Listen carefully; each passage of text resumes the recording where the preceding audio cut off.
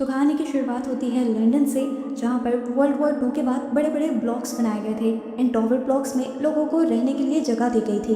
वक्त गुजरता रहा, इन टॉवर ब्लॉक्स का किसी ने ख्याल नहीं रखा और ये कमज़ोर होती गई। लोग यहाँ से निकलने लगे और जल्द ही ये टॉवर ब्लॉक्स गैंगस्टर्स का अड्डा बन गए। अथॉरिटीज़ ने कई मरतबा इन टॉवर ब्लॉक्स को तोड़ने का डिसीजन लिया और कुछ को तो तोड़ा भी, लेकिन कुछ को वो नहीं तोड़ पा रहे थे क्योंकि वहाँ से लोग निकलने का नाम नहीं ले रहे थे और कुछ में उन्हें गैंगस्टर्स का खतरा था। बताया जाता है कि सेंट्री हाउस नाम का ऐसा ही एक टॉवर ब्लॉक जल्द ही तबाह कर दिया जाएगा जब आखिरी फ्लोर के लोग ये बिल्डिंग छोड़ देंगे। अब सीन कट होता है और एक रात में हमें निक नाम के एक लड़के को दिखाया जाता है जो गुंडों से बचकर भाग रहा था और उनसे बचने के लिए वो सेंट्री हाउस के अंदर ही भाग जाता है। यहाँ की लिफ्ट काम नहीं कर रही थी तो बचने के लिए उसे सीढ़ियों का इस्तेमाल करना पड़ा। आखिरी फ्लोर पर पहुंचकर वो सबसे मदद की भीख मांगता है। सभी लोगों के दरवाजे खटखटाता है लेकिन सभी लोग उसे मुश्किल में देखकर अपने दरवाजे बंद कर देते हैं। यहाँ तक कि कुछ लोग तो एक्स्ट्रा सिक्योरिटी लॉक भी लगा देते हैं। आखिर गुंडे भी उसके पीछे पहुंच चुके थे जो उसे मारना शुरू कर देते हैं। ये सब बेकी के घर के बाहर हो रहा था जो ये होता हुआ देखकर पुलिस को कॉल कर देती है। इस टाइम पुलिस कॉल नहीं उठा रही थी और जब तक पुलिस कॉल उठाती वो जानती थी कि यहाँ पर कुछ बहुत बुरा हो सकता था, इसलिए वो मदद करने के लिए खुद ही बाहर निकल गई। लेकिन उन आदमियों ने तो उसको भी हरा दिया। उनकी मार से वो बेहोश होने लगी थी। उसने आखिरी सीन जो देखा था कि वो गुंडे निक को यहाँ से ले जा रहे थे। दिखाया जाता है कि पुलिस यहाँ पर अगले सुबह पहुंची थी जिन्हें बिल्डिंग में निक की लाश मिली। पुलिस ने इन्वेस्टिगेशन शुरू कर दी थी निक के बारे में और वो इन्वेस्टिगेशन के लिए बेकी के घर का दरवाज़ा भी खटखटाते हैं। पुलिस चाहती थी कि बेकी उन्हें गुंडों के बारे में बताए ताकि जल्द ही वो किलर्स पकड़े जाएं, पर बेकी उन्हें कहती है कि मुझे उनके बारे में कुछ नहीं पता। डिटेक्टिव उससे कहते भी हैं कि तुम्हें चोटें लगी हुई हैं, साफ मतलब है कि तुम भी उस लड़ाई में उसे बचाने के लिए शामिल हुई थी, तुम अगर पुलिस का साथ दोगी तो बहुत अच्छा होगा। बेकी डिटेक्टिव से कहती है कि आप गलत समझ रही हैं, ये चोटें मुझे गिरने की वजह से लगी हैं और मुझे निक के बारे में कुछ नहीं पता। डिटेक्टिव को गुस्सा आ जाता है क्योंकि इस बिल्डिंग में रहने वाला कोई भी आदमी उन गुंडों के बारे में कुछ भी बताना नहीं चाहता था। वो बेकी से भी कहता है कि अगर तुम गवाही दोगी तो मैं तुम्हें पूरी प्रोटेक्शन दूंगा, तुम्हें किसी से भी कोई खतरा नहीं होगा। लेकिन ये सुनने के बावजूद भी बेकी उसके मुंह पर दरवाज़ा बंद कर देती है और इसी तरह इस मूवी में 3 महीने का वक्त गुजर जाता है। हम देखते हैं एक गैंगस्टर लोगों से यहाँ रहने का टैक्स लेने आता है और वो हर दरवाजे को खड़काता है। वो बेकी के घर का भी दरवाज़ा नॉक करता है पर बेकी उस पर बिल्कुल ध्यान नहीं देती क्योंकि वो बहुत नाडर थी। हम देखते हैं कि यहाँ पर एक कपल उसको पैसे देता था अपनी प्रोटेक्शन के लिए, जबकि ऐसे ही 2 और लड़के भी उससे मदद की डिमांड करते हैं। इसी फ्लोर पर रहने वाले हमें एक और लड़के को भी दिखाया जाता है जो अकेला रहता था और अल्कोहल एडिक्ट था। और ऐसे ही बेकी की एक दूसरी नेबर को भी दिखाया जाता है जो पार्टीज करने के लिए हमेशा अपने बच्चों को अपने ही अपार्टमेंट में छोड़ जाया करती थी और बेकी के समझाने पर वो बेकी के ऊपर ही भड़क जाती है। खैर, पॉइंट की बात यह है कि इस फ्लोर पर रहने वाले सभी लोग अजीब थे। बिल्डिंग टूटने के नोटिस पर भी ये फ्लोर खाली करने को तैयार नहीं थे, उल्टा पुलिस और अथॉरिटीज से बचने के लिए वो गुंडों को पैसे देते थे। खैर, अगली सुबह का हमें दिन दिखाया जाता है और हम देखते हैं कि इस बिल्डिंग में इंटरनेट का कनेक्शन कट जाता है, यहाँ तक कि फ़ोन लाइन्स भी कट जाती हैं, कोई मैसेज भी बिल्डिंग से बाहर नहीं भेज पाता। यहाँ हम बेकी को देखते हैं जो अपने फ्रेंड के साथ सोकर उठी थी और वो दोनों हंसकर नाश्ता ही कर रहे थे कि एकदम से गोली चलने की आवाज़ आई और बेकी के मुंह पर खून के छींटे गिरे। उसने देखा कि उसके दोस्त को गोली लगी थी और वो मर चुका था। हमें दिखाया जाता है कि दूसरी बिल्डिंग में खड़ा स्नाइपर जिसने अभी इस लड़के को मारा था वो दूसरी गोली चलाने के लिए भी तैयार था। बेकी के पास वाले ही एक अपार्टमेंट में हमें दिखाया जाता है कि एक और आदमी को गोली लग गई थी और उसका बेटा और वाइफ ये सब देखकर शॉक में रह चुके थे। ये स्नाइपर टॉप फ्लोर के सभी अपार्टमेंट पर फायरिंग जारी रखता है, एक के बाद एक लोग मर रहे होते हैं और जिन लोगों को ये सब समझ आ जाता है वो अपनी जान बचाने के लिए खिड़कियों से नीचे होकर छुपने लग जाते हैं। स्नाइपर की वजह से बहुत लोग मारे भी गए थे और बहुत सारे लोग जख्मी भी हो गए थे और काफ़ी सारे लोग अब छुपे हुए थे। घबराए हुए सभी लोग अब कॉरिडोर में आ गए थे।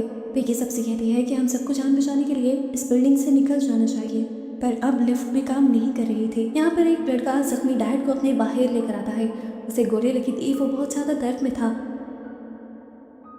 वो इन लोगों से रिक्वेस्ट करता है अपने डैड को फर्स्ट एड देने की, पर उसकी मॉम उनसे कहती है इन्होंने कभी हमारी हिफाजत नहीं की, इसलिए अब इस मुश्किल वक्त में ये इस काबिल नहीं है कि हम इनकी हिफाजत करें। यहाँ पर खड़ी हुई एक बूढ़ी औरत को उन पर तरस आ जाता है और वो अल्कोहल की बॉटल्स और कुछ कपड़े मांगती है उसकी मदद करने के लिए। इसी दौरान हम देखते हैं कि बेकी की वो नेबर जो हमेशा पार्टी करने के लिए अपने बच्चों को अपने घर पर अकेला छोड़ जाती थी वो रोते हुए बाहर निकल कर आई क्योंकि उसके दोनों बच्चों को भी मार दिया गया था।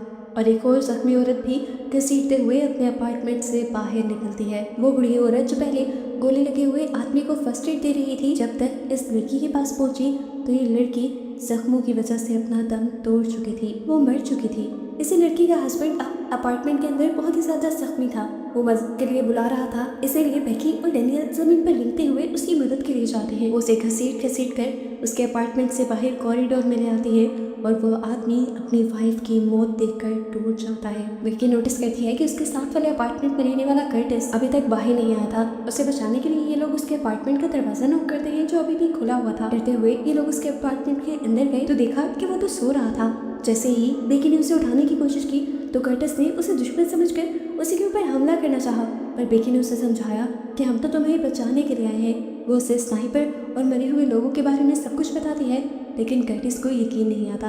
बेकी कहती है अगर तुम्हें यकीन नहीं है तो तुम पर्दा हटाकर देख लो, लेकिन उससे पहले हम बाहर चले जाएंगे।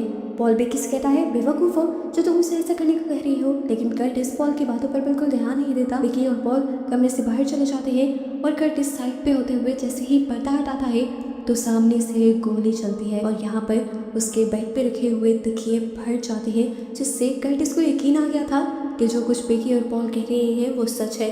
इसलिए वो भी कपड़े पहनकर कॉरिडोर में निकल आता है। सब लोग अब कॉरिडोर में बैठे हुए यही सोच रहे थे कि आखिर स्नाइपर है कौन और इन लोगों को मारना क्यों जा रहा है। क्या वो इस बिल्डिंग का डेवलपर है जो इस बिल्डिंग को खाली करवाना चाहता था? बेकी कहती है नहीं, ये किसी आम डेवलपर का या आम आदमी का काम नहीं है। गोलियां दूसरी बिल्डिंग से चल रही हैं। स्नाइपर के पास एडवांस स्नाइपर गन है। ऐसी गन्स हमेशा मिलिट्री वालों के पास होती है या एजेंट्स के पास होती है। बेकी कहती है लिफ्ट्स का बंद होना और इंटरनेट और मोबाइल के कनेक्शंस इस बिल्डिंग से काटना ये साफ जाहिर कर रहा है कि जो भी इंसान यहाँ पे सबको मार रहा है वो प्रॉपर प्लानिंग के साथ आया है। बेकी को आइडिया आता है। वो इमरजेंसी सीढ़ियों का इस्तेमाल करके बिल्डिंग से निकलने का प्लान करते हैं, लेकिन वो दिखते हैं कि सीढ़ियाँ बिल्कुल बाहर थी। अगर ये सब लोग बाहर निकलते तो स्नाइपर वैसे ही इन्हें देखकर इन्हें मार देता। एक बूढ़ा आदमी ने आइडिया देता है कि हमें यहीं रहकर इंतजार करना चाहिए तब तक के लिए जब तक स्नाइपर खुद न चला जाए या पुलिस स्नाइपर को नोटिस न कर ले। लेकिन यहाँ पर वो आदमी जिसे गोली लगी थी वो बहुत ज़्यादा दर्द में था।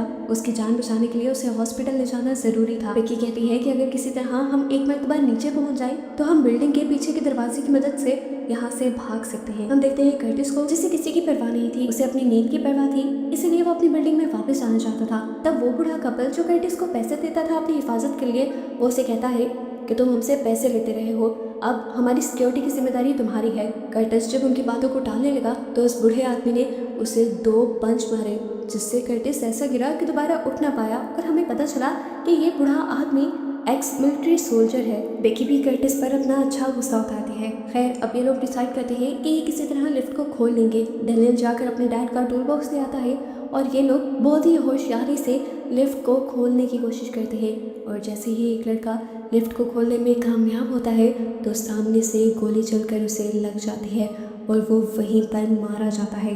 और ऐसे यहाँ मौजूद सभी लोगों में भगदड़ सी मच जाती है। सभी लोग लिफ्ट से दूर हो जाते हैं। बेकी एक शीशे की मदद से लिफ्ट के अंदर देखती है तो उसे पता चलता है कि अंदर स्नाइपर नहीं था। स्नाइपर ने अंदर एक सेंसर गन लगाई हुई थी, जिसकी वजह से वो दूसरा बंदा मरा था। लिफ्ट तो अब काम नहीं कर रही थी। इसके बाद बेकी, पॉल और कर्टिस लिफ्ट के शॉफ्ट में से होते हुए नीचे की तरफ जाते हैं। ये लोग ग्राउंड फ्लोर के दरवाजे तक पहुंच गए थे, जहां जाकर ये लोग टूल्स की मदद से उस दरवाजे को जोर लगाते हुए खोल लेते हैं और फाइनली ग्राउंड फ्लोर पर आ जाते हैं। यहाँ से इन्हें इमरजेंसी बैक डोर खोलना था। काफ़ी देर तक तो ये लॉक खोलने की कोशिश करते रहे, लेकिन लॉक जैसे सील था तो यहाँ कर्टिस ने उस दरवाजे के लिवर्स को ही खोल दिया और इन्होंने पूरा दरवाज़ा ही हटा दिया। लेकिन उसके बावजूद भी ये लोग यहाँ से निकलने में कामयाब नहीं हुए, क्योंकि इस पीछे के दरवाजे को एक बहुत बड़े कंटेनर से बंद किया गया था, जिसे तीनों मिलकर भी जरा सा भी नहीं हिला पाए। नाउम्मीद होकर ये लोग ऊपर वापस आ जाते हैं और सबको ये बुरी खबर देते हैं कि ये लोग पीछे के रास्ते से भी बचकर नहीं जा सकते। अब क्योंकि ये सारे मशवरे बेकी दे रही थी तो सब बेकी से कहते हैं तुम ही कुछ सोचो, तुम्हें अच्छे आइडियाज़ आ रहे हैं। तो बेकी कहती है हम में से किसी को खतरा मोल लेना होगा और ऊपर जाना होगा। ऊपर जाकर हम कपड़ों की रस्सियाँ बनाएंगे और बिल्डिंग की बैक साइड से होते हुए सब इस बिल्डिंग से बाहर निकल जाएंगे। और लेडी कहती है हम कपड़े जितने भी जोड़ लें इतने लंबे नहीं होंगे, इससे अच्छा हम फायर होस का इस्तेमाल कर लेंगे। अब इतना खतरों भरा काम करना किसे था। बातें करते करते ये लोग इस पॉइंट पे भी आ जाते हैं कि आखिर उनके साथ ये सब हो क्यों रहा है।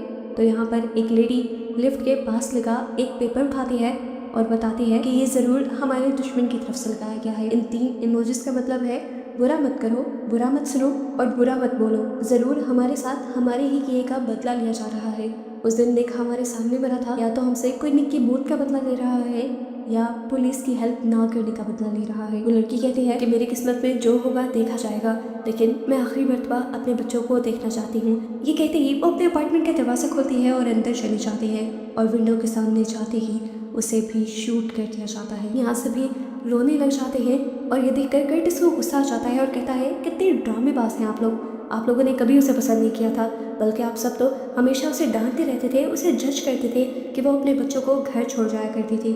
आज उसके लिए आपको कैसे रोना आ रहा है? खैर, इन सबको खामोश करवाते हुए बूढ़ी औरत बोलती है कि अब रात हो चुकी है, हमें एक मरतबा दोबारा से ट्राई करना चाहिए। हम सारी लाइट्स ऑफ करके नीचे जाते हैं। स्नाइपर को पता नहीं चलेगा, लेकिन सबको ये बुरा आइडिया लगा क्योंकि स्नाइपर जिसके पास इतनी अच्छी गन थी उसके पास नाइट विजन वाले बाइनोकुलर्स भी हो सकते थे। यहाँ कर्टिस नोटिस करता है कि जो इमोजीज स्नाइपर की तरफ से लगाए गए थे वो सिर्फ लिफ्ट पे नहीं थे, बल्कि 2 और लड़कों के घर के बाहर भी बने हुए थे। जब इन दोनों लड़कों से कर्टिस सवाल करता है तो ये दोनों साफ इनकार कर देते हैं कि उन्हें तो इस बारे में कुछ नहीं पता। तो कर्टिस जबरदस्ती उन्हें उनके फ्लैट्स के अंदर ले जाता है और उनसे पूछता है कि बताओ अगर तुम्हारी कोई दुश्मनी है या कोई मसला है। ये दोनों जब बात नहीं मानते तो कर्टिस एक लड़के की जख्मी टांग पकड़ लेता है और उसे दर्द देने लगता है और कहता है बताओ क्या तुम दोनों ही तो निक की मौत के जिम्मेदार नहीं? और यहाँ वो लड़का दर्द में कबूल कर देता है कि हाँ, हमने ही निक को मारा था क्योंकि निक ने हमारे पैसे वापस नहीं किए थे। इन लोगों को नहीं पता था कि बाहर खड़े हुए सब लोग इनकी बातें सुन रहे हैं। सभी लोगों को समझ आ जाता है कि सब कुछ जो हो रहा है उसके जिम्मेदार वो दोनों हैं। तो ये सब लोग फैसला करते हैं कि हम उन दोनों को ही स्नाइपर के हवाले कर देते हैं, ऐसे बाकी सब लोग बच जाएंगे। यहाँ कर्टिस को भी यही लग रहा था कि इन दोनों को बिल्डिंग से बाहर निकलकर अपना जुर्म कबूल कर देना चाहिए और स्नाइपर के सामने चले जाना चाहिए। लेकिन ये दोनों जब कर्टिस की बात नहीं मानते तो कर्टिस इन्हें मारने लग जाता है। मारते मारते कर्टिस एक लड़के को खड़ा करके पर्दा हटा देता है और स्नाइपर उसे शूट कर देता है। गोली की आवाज़ सबने सुनी थी। फ्लैट का दरवाज़ा बंद था। बाहर खड़े हुए लोग सब डर गए और इस फ्लैट के दरवाजे को नॉक करने लगे। यहाँ फ्लैट के अंदर कर्टिस देखता है कि दूसरा लड़का रेंगते हुए फ्लैट से भागने की कोशिश कर रहा था। उस समय वो भी घसीटते हुए उसे खिड़की के सामने ले आया। स्नाइपर ने गोली चलाई और वो भी मारा गया। कर्टिस जैसे ही बाहर आया तो बेकी उसे डांटने लगी कि तुमने ये क्या किया है। स्नाइपर को पता भी नहीं कि उसने असली मुजरिमों को मार दिया है और ऐसे अभी तक हम सब खतरे में हैं। यहाँ दूसरी लड़की कहती है नहीं, मुझे लगता है कि खतरा खत्म हो गया है, इसलिए वो अपने बेटे को लेकर यहाँ बिल्डिंग से उतरने लगती है। बाकी लोग उसे रोकने की कोशिश भी कर रहे थे क्योंकि सबको नहीं लग रहा था कि स्नाइपर रुक गया होगा। बेकी उस औरत को रोकने के लिए उसके करीब जाकर उसका बाजू भी पकड़ लेती है, पर वो औरत कहती है तुम नहीं समझोगी कि अपनों को खोना क्या होता है। तुमने तो एक ऐसे दोस्त को खोया है जिसके साथ तुम एक रात भी नहीं रही। उस समय बेकी उसे थप्पड़ मार देती है। यहाँ पर खड़े हुए सारे लोग कहते हैं अगर तुम अपनी जान जोखिम में डालना चाहती हो तो डालो, लेकिन अपने बेटे को यहीं छोड़ दो, उसके आगे एक बहुत बड़ी लाइफ है। डरते हुए वो औरत भी पहले अपना हाथ बाहर निकालती है और फिर जब देखती है कि फायर एस्केप पर कोई खतरा नहीं है तो फायर एस्केप वाली स्टेयर से नीचे उतरना शुरू कर देती है। वो सारी सीढ़ियाँ नीचे उतर गई थी पर उसे कुछ नहीं हुआ था। ये देखते हुए उसका बेटा भी नीचे उतर आता है और नीचे वाले इंटरकॉम से ऊपर वाले लोगों को बताता है कि वो लोग बिल्कुल ठीक है। उसकी मॉम जैसे ही चंद कदम आगे बढ़ती है तो दिखाया जाता है कि स्नाइपर ने उन्हें शूट कर दिया था और गोली की आवाज़ ऊपर वाले लोगों ने भी सुनी थी। डैनियल को पता था कि उसे बचना है। वो एक मेटल शीट को अपनी ढाल बनाते हुए यहाँ से भागने की कोशिश ही कर रहा था, पर स्नाइपर ने पहले उसकी उंगलियों में गोली मारी। जैसे ही मेटल शीट उसके हाथ से छूटी तो स्नाइपर ने उसको भी मार डाला।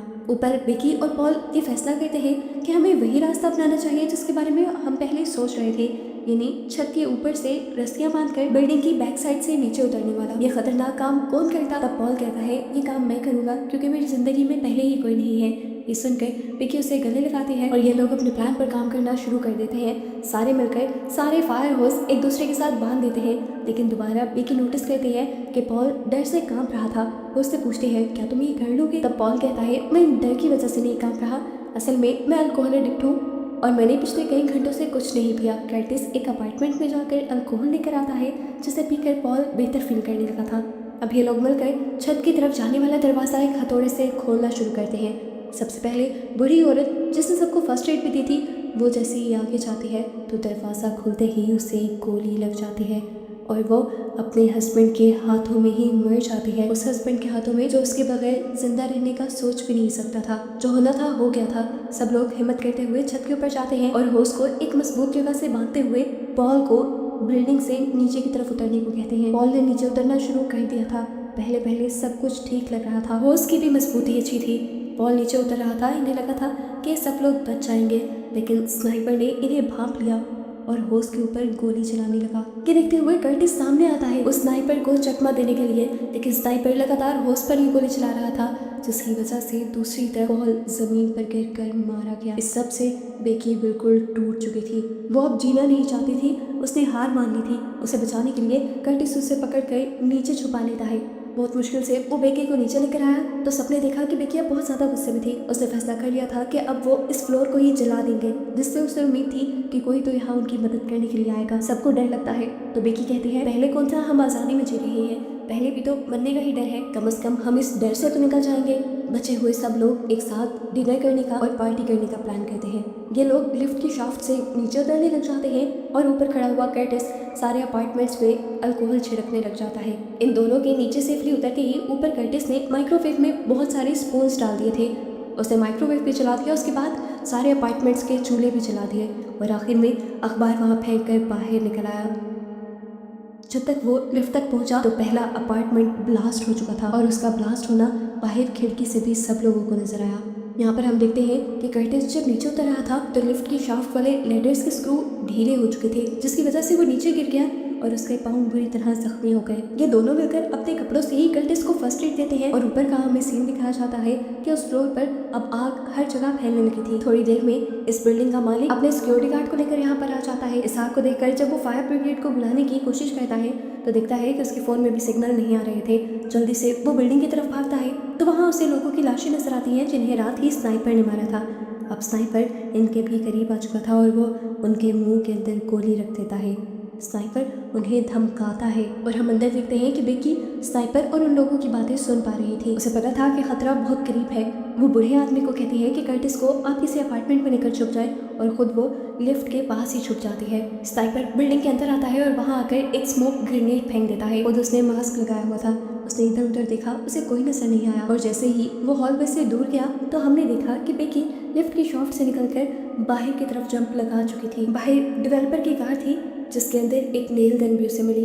वो नेल गन को लेकर अंदर चली गई क्योंकि उसे अपने बाकी दोनों साथियों को बचाना था। अंदर जाते ही स्नाइपर और उसका आमना सामना हो गया था। बेकी ने बगैर डरे नेल गन चलाना शुरू कर दी, जिससे स्नाइपर जख्मी हुआ और स्नाइपर ने भी उसके ऊपर गोली चलाई, जिससे बेकी का कंधा जख्मी हो गया। इस टाइम स्नाइपर भी जख्मी था तो कर्टिस और वो बूढ़ा आदमी मौके का फायदा उठाते हुए बाहर आ जाते हैं और स्नाइपर को ओवरपावर करने की, इन्हें काबू करने की कोशिश करते हैं। स्नाइपर से उसकी बंदूक नीचे गिर जाती है और उसकी बंदूक बेकी उठा देती है। बेकी ने गन उसके ऊपर पॉइंट की हुई थी और बूढ़े आदमी ने अब उसका मास्क उतार लिया था और हमें पता चला कि वही डिटेक्टिव है जो मूवी के स्टार्ट में निक के मर्डर का केस इन्वेस्टिगेट कर रहा था। वो इन सब से मदद लेने के लिए आया था, लेकिन इन सब में से किसी ने भी नहीं, यहाँ तक कि बेकी ने भी उसकी मदद नहीं की थी। ये स्नाइपर बिना डरे बड़े कॉन्फिडेंस से इन सबसे कहता है कि तुम सबको मर जाना चाहिए क्योंकि दुनिया को इंसाफ दिलवाने में तुमने कोई मदद नहीं की। तो बेकी और वो बूढ़ा आदमी कहते हैं, तुम्हें क्या लगा तुमने अच्छा काम किया, तुमने तो उल्टा और मासूमों को मार दिया। उन छोटे बच्चों को क्या कसूर था जिनको सबसे पहले तुमने निशाना बनाया। बेकी को गुस्सा आ चुका था, वो गोली चलाने वाली थी पर कर्टिस उससे समझाता है, बेकी ऐसा मत करना, एक मर्तबा तुमने गोली चला दी तो तुम एक कातिल बन जाओगी और हमेशा इसी टैग के साथ जिंदा रहोगी। तुम्हारा दिल पत्थर का हो जाएगा और फिर तुम्हें लोगों को मारने में तरस भी नहीं आया करेगा। एक गोली चलाने पर तुम इंसान से एक राक्षस बन जाओगी। इनकी बहस का फायदा डिटेक्टिव उठा लेता है और यहाँ से नेलगन उठाकर सबसे पहले बूढ़े आदमी पर हमला करता है और फिर बेकी को पाँव से खींचते हुए उससे अपनी गन ले लेता है। अब उसने बेकी को पकड़ लिया था और बेकी अपने आप को बचाने की कोशिश कर रही थी पर नाकाम थी। यहाँ कर्टिस बेकी को बचाने के लिए नीचे से ही डिटेक्टिव के ऊपर हमला करता है, लेकिन क्योंकि कर्टिस पहले से ही जख्मी था और कमजोर था तो डिटेक्टिव ने उसे भी नीचे गिरा दिया। वो आदमी अब बेकी और कर्टिस को गोली मारने वाला था।